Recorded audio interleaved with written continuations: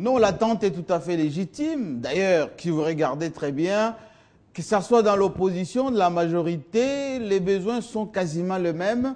Mais au-delà des attentes de tous pour ce gouvernement de cohésion nationale, les dessous des cartes, oui, les dessous des cartes sont ceux d'un environnement caractérisé par des gens qui ont encore les germes de la Deuxième République, que ce soit au sein de la majorité ou au sein de l'opposition, surtout au sein de l'opposition.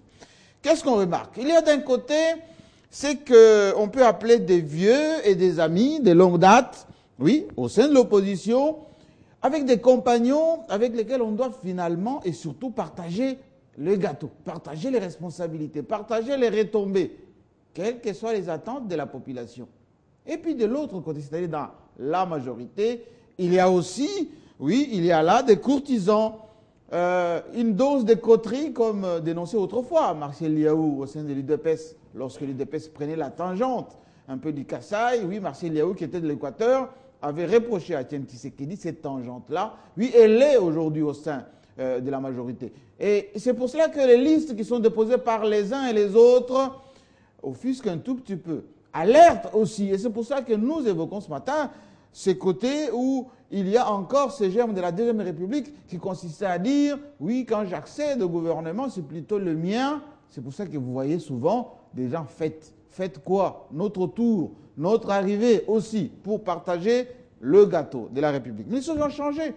Elles ont tellement changé que si vous regardez l'actualité récente, la sanction qui vient de frapper l'ADG de la GECAMIN, c'est aux antipodes de cette culture-là. Oui, la GECAMIN qui était le bastion, on va dire, du Katanga, avec une certaine persistance. Aujourd'hui, ce n'est plus le cas. Vous gérez correctement, vous êtes plébiscité. Vous gérez mal, eh bien, on vous sanctionne. Malgré la proximité entre Matata Mpogno et Khaled Kalend, enfin, qui vient d'être sanctionné. Rappelez-vous qu'ils sont entrés à la Banque centrale au même moment. Ils s'échangeaient même de veste à l'époque. Quand ils sortaient de l'université, oui, l'un Premier ministre, l'autre ADG, oui, ça n'a pas empêché que son ami de l'époque, soit sanctionné. Il faut aussi que pour le gouvernement de cohésion nationale, que cela cesse. Pourquoi? Pourquoi? Parce que dans l'opposition, il faut bien comprendre que le gouvernement de cohésion nationale, ce n'est pas une affaire de famille, ce n'est pas une affaire d'amis, même si ces amis sont déjà malades, fatigués, d'un certain âge, parce que, bon, ils ont besoin d'un peu de boulot, ils doivent retrouver un peu, je dirais, une espèce de retrouvaille d'antan. Oui, il faut déposer ces listes, non. Le problème, enfin, la tension, le divorce entre Lisanga Bonganga et Léon Kengo Wandodo, en dessous des cartes, oui, trouve sa réponse là-dedans.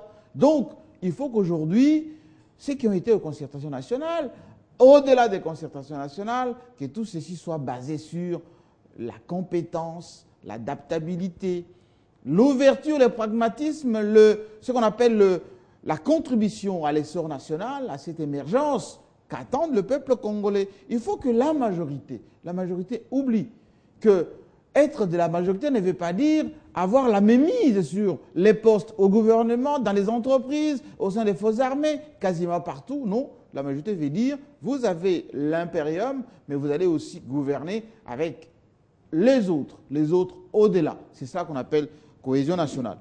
Pourquoi? Parce que si vous allez vous adonner à cette pratique de c'est pour moi et pas pour les autres, vous allez gêner le leadership d'un président visionnaire qui lui voit l'intérêt général de la nation, qui lui voit les consensus pour que ce Congo sorte enfin de cette léthargie qu'il a caractérisée depuis 1960, c'est-à-dire quand c'est notre tour, les autres doivent attendre.